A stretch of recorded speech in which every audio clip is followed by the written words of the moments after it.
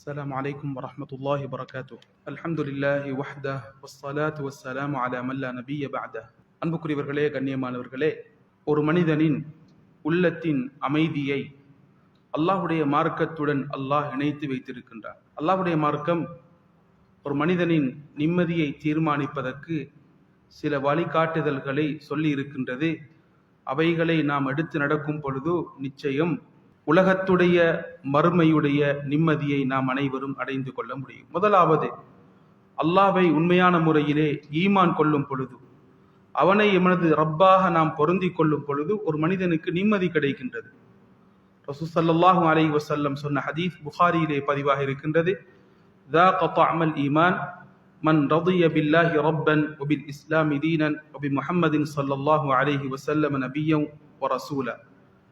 யார் அல்லாஹ்வை ரப்பாகவும் இஸ்லாத்தை தீனாகவும் முஹம்மது ஸல்லல்லாஹு அலைஹி வஸல்லம் அவர்களை நபியாகவும் பொருந்தி கொண்டாரோ, அதிலே சாட்டிஸ்ஃபைடாக இருக்கின்றாரோ, அவர் உண்மையான ஈமானை சுவைத்து கொண்டார் என்று ரசூல் ஸல்லல்லாஹு அலைஹி வஸல்லம் அவர்கள் ஹதீஸிலே சொல்லி காட்டினார்கள். பிலால் ரலியல்லாஹு அன்ஹு அவர்கள் ஈமானின் காரணமாக பயங்கரமான சோதனைக்கு உட்படுத்தப்பட்டவர் பிலால் ரலியல்லாஹு அன்ஹு அவர்கள். கண்ணியமானவர்களே, அவர்களிடத்தில் கேட்கப்பட்டது, பிலாலே, எப்படி நீங்கள் உங்களுக்கு ஏற்பட்ட சோதனையை நீங்கள் தாங்கிக் கொண்டீர்கள் என்று கேட்கப்பட்டது. அவர்கள் சொன்ன வார்த்தை, எனக்கு ஏற்பட்ட அதாபையும் எனது ஈமானையும் ஈமானின் சுவையையும் நான் மிக்ஸ் பண்ணினேன். எனக்கு இருந்த ஈமானின் சுவை எனக்கு ஏற்பட்ட அதாபை விட மிகைத்து விட்டது. அப்படி என்றால் எனக்கு ஏற்பட்ட சோதனை தண்டனையாக விளங்கவில்லை. ஈமானுக்கு முன்னால், அல்லாஹ்வுடைய நம்பிக்கைக்கு முன்னால் எனக்கு ஏற்பட்ட தண்டனையாக விளங்கவில்லை என்று பிலால் ரலியல்லாஹு அன்ஹு அவர்கள் சொல்லி காட்டினார்கள். எனவே கண்ணியமானவர்களே, அல்லாஹ்வை நம்பிய நாம், எமக்கு நிச்சயம் அல்லாஹு தஆலா அமைதியை, நிம்மதியை தருவார்.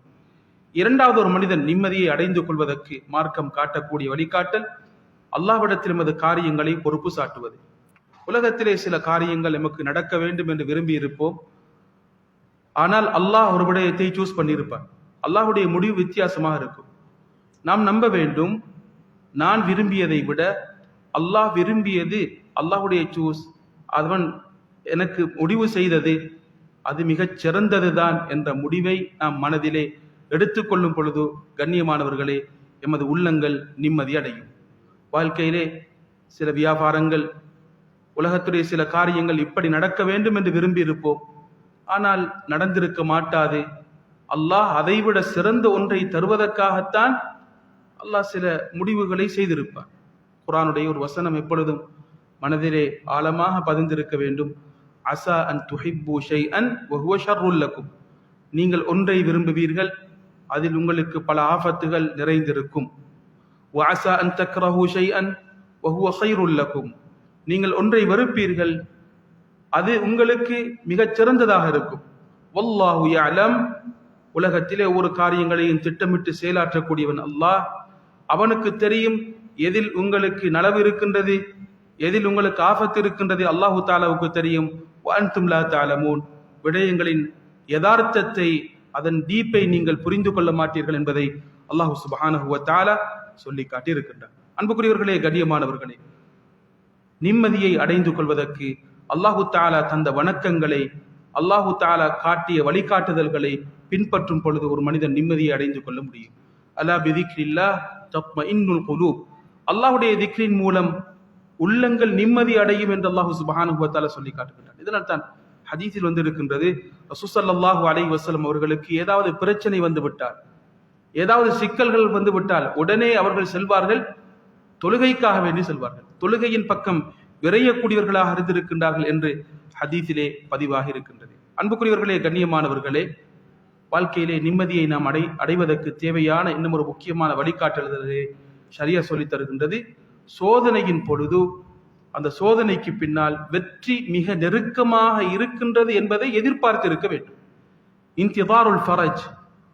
நிச்சயம் எனக்கு ஏற்பட்ட சோதனையிலே வெற்றி, அதிலிருந்து வெளியாகக்கூடிய எக்ஸிட் பக்கத்தில் மிச்சம் நெருக்கமாக இருக்கின்றது என்பதை மனதிலே நாம் நிறுத்தி உறுதி கொள்ள வேண்டும். சயஜஅலுல்லாஹ் பஅத உஸ்ரி யுஸ்ரா. அல்லாஹ் சுப்ஹானஹு வ தஆலா சொல்லி காட்டுகின்றான், நிச்சயமாக கஷ்டத்துக்கு பின்னால் அல்லாஹ் வெற்றியை வைத்திருக்கின்றார். வெற்றியை இலகுவாக வைத்திருக்கிறான் என்று சொல்லவில்லை. கஷ்டம் இருக்கும் என்றால் அந்த கஷ்டத்துக்கு பின்னால் வெற்றி இருக்கின்றது. என்ன ஒரு இடத்தில் அல்லாஹ் தஆலா சொல்கின்றார், இன்ன மஅல் உஸ்ரி யுஸ்ரா, கஷ்டத்துடன் வெற்றி இருக்கின்றது.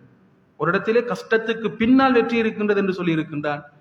இன்னும் ஒரு இடத்திலே கஷ்டத்துடன், கஷ்டமான வாழ்க்கையுடன், கஷ்டமான சில சந்தர்ப்பங்களுடன், கஷ்டமான சில நிலைப்பாடுகளுடன் மனிதனுக்கு வெற்றி இருக்கின்றது என்பதை அல்லாஹ் சுப்ஹானஹு வ தஆலா சொல்லி காட்டியிருக்கின்றார். அன்புக்குரியவர்களே, கண்ணியமானவர்களே, இதே போன்று அல்லாஹ்வுடைய குர்ஆனுடைய வசனங்களை ஓதுவது, அல்லாஹ்வுடைய திக்ரின் மூலம் எமக்கு நிம்மதி கிடைக்கின்றது. ஒரு ஆலிம் சொல்லி காட்டுகின்றார், மசாகீனு அஹ்லி துன்யா ஹரஜு மின்ஹா வமா தாகு அத்யப மா ஃபீஹா.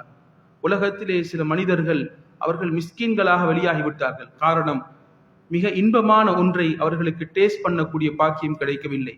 என்ன என்று கேட்கப்பட்டது. சொன்னார், மஹப்பத்துல்லாஹ், அல்லாஹ்வை நேசிப்பது, வமஅரிஃபத்து, அல்லாஹ்வை அறிவது, வதிக்ரு, அல்லாஹ்வை திக்ர் செய்வது, இதுதான் உலகத்திலே கிடைக்கக்கூடிய மிக பெரும் இன்பம் என்று சொல்லி காட்டுகின்றார். இப்னு தைமியா ரஹ்மத்துல்லாஹி அலைஹி அவர்கள் சொல்லி காட்டுகின்றார்கள், உலகத்திலே ஒரு சொர்க்கம் இருக்கின்றது. அந்த சொர்க்கத்துக்கு யார் என்டர் ஆகவில்லையோ அவர்கள் மறுமையிலே இருக்கக்கூடிய சொர்க்கத்துக்கு போக முடியாது. என்ன அந்த சொர்க்கம் என்று கேட்கப்பட்டது. இப்னு தைமியா ரஹிமஹுல்லாஹ் இடத்தில் சொன்னார்கள், அல்லாஹ்வை அறிவது, அல்லாஹ்வுடன் தனிமையில் இருந்து திக்ர் செய்வது, இது உலகத்திலே கிடைக்கக்கூடிய சொர்க்கம் என்று இப்னு தைமியா ரஹ்மத்துல்லாஹி அலைஹி அவர்கள் சொல்லி காட்டினார்கள். அன்புக்குரியவர்களே, கண்ணியமானவர்களே, உலகத்திலே நிம்மதியை அடைய வேண்டும் என்றால் எமக்கு கொடுக்கப்பட்ட பொறுப்புகளை நாம் சரியாக செய்ய வேண்டும். பொறுப்புகளை சரியாக செய்யாவிட்டால் எவ்வளவுதான் வாழ்க்கையில் பாக்கியங்கள், எவ்வளவுதான் வசதிகள் இருந்தும் நிம்மதி இருக்க மாட்டாது. பொறுப்புகள் இருக்கின்றது. குடும்பத்தின் பொறுப்புகள், பிள்ளைகளின் பொறுப்புகள், தொழில் நிமித்தமாக இருக்கக்கூடிய பொறுப்புகள், வியாபார ரீதியாக இருக்கக்கூடிய பொறுப்புகள், கடமைகள் இருக்கின்றது. இந்த கடமைகளில் நாம் அலட்சியம் செய்து கொண்டிருந்தால், அதை சரியாக நாம் செய்யாவிட்டால் வாழ்க்கையில் எவ்வளவுதான் இருந்தாலும் நிம்மதி இருக்க மாட்டாது. ஏதோ ஒரு கில்ட்டி ஃபீலிங் மனதில் இருந்து கொண்டுதான் இருக்கும். எனவே வாழ்க்கையில் கிடைத்த அமானிதங்கள், பொறுப்புகள் இருக்கின்றது. அந்த பொறுப்புகளை சரியாக செய்யும் பொழுது உள்ளத்திலே நிம்மதியை அடைந்து கொள்ள முடியும். கண்ணியமானவர்களே, கடைசியாக சொல்லக்கூடிய ஒரு விடயம் தான் மக்களுக்கு உதவுவது, மக்களது கஷ்டத்திலே பங்கெடுப்பது. இதிலே மனிதனுக்கு நிம்மதி இருக்கின்றது. ஸல்லல்லாஹு அலைஹி வஸல்லம் ஹதீஸிலே சொன்னார்கள், வல்லாஹு ஃபீ அவுனில் அப்தி மா கானல் அப்து ஃபீ அவுனி அஹீ.